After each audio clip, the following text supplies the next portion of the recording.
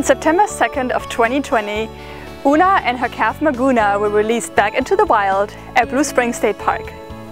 This was a big partnership effort of the Manatee Rescue and Rehabilitation Partnership. This past winter season, Wayne and I had been monitoring Una and the calf, and the decision was made that due to severe flipper entanglement, Una had to be rescued again. Another researcher from the Clearwater Marine Aquarium Research Institute was actually able to remove this really big piece of entanglement from Una's flipper. Especially for female manatees, this is a really big problem because they nurse their young from mammary glands located behind their flippers in the armpit area. So if they have an entanglement attached to those flippers, it can actually affect the nursing behavior of the calf. I first encountered Una in 2003. I had just started working at SeaWorld, and her initial rescue in December of 2003 was the first time I was invited to participate in a rescue. So she's actually the first manatee I've ever rescued in my career. This time we were able to get a lot of that monofilament fishing line out, and unfortunately it had done so much damage to one of her pectoral flippers that we did need to amputate half of her flipper. That monofilament line had worked itself in so deep that it had actually affected the bones in the flipper.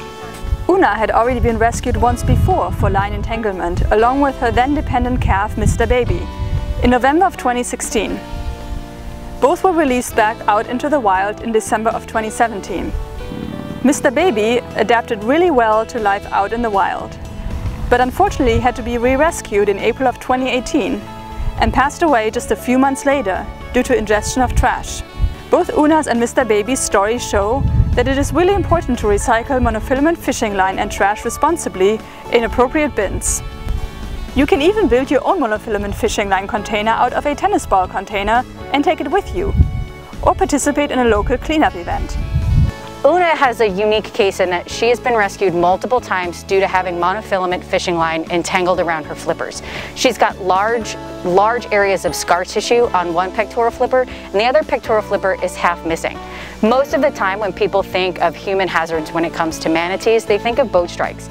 So to see a manatee that's 1,300 pounds like Una is without any propeller scars, it's very strange to realize that she's been rescued multiple times because of that monofilament line. It's just not something people usually think about when they think of manatees being injured, but it's very important not to trash where we splash.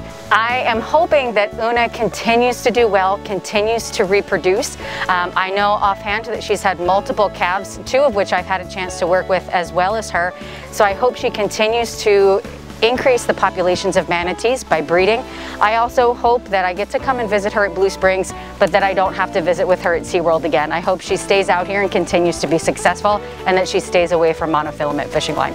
For me, being able to come back out here and see her released again, it's a really heartwarming feeling. I'm very sad because I will miss her, but I know I can come back to Blue Springs in the winter, and odds are she'll be here. But it's a good, happy feeling. I want her to succeed, and I want her to be back out there. So as her adoptive parent, I'm happy to see her back out here where she belongs.